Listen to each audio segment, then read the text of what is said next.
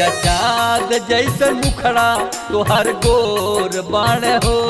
गोरिया चाँद जैसन मुखड़ा तोहर गोर बाण हो। यही जिला और जवार सगरी शोर बाण हो। यही जिला और जवार सगरो शोर बाण हो।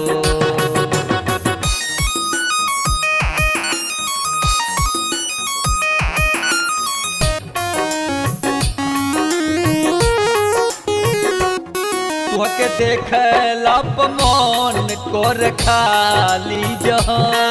तुहके देखला मन कर खाली जहाँ। लागे राम जी बनौले तुहके पूरा सफर। लागे राम जी बनौले तुहके पूरा सफर। गोरिया उठावा तुहार रस बोर बाण हो। गोरिया उठावा तुहार रस बोर बाण हो। यही जिला और जवार सगरी शोर बाण हो। यही जिला और जवार सगरी शोर बाण हो।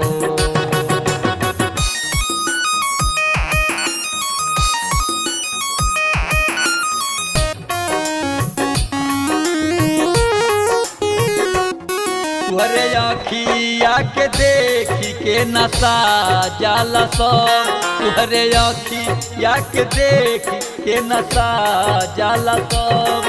लागे आँखिया में बा मधुशाला के रस। लागे आँखिया में बा मधुशाला के रस। तुहरे कनावा के बाली झक झोर मार हो।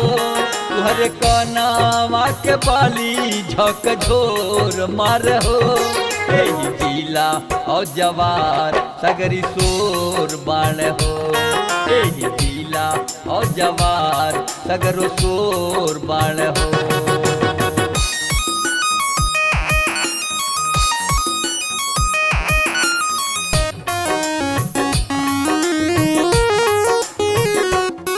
तुहर मोह के बदनिया जैसे खुशबू गुलाब। तुहर मोह के बदनिया जैसे खुशबू गुलाब।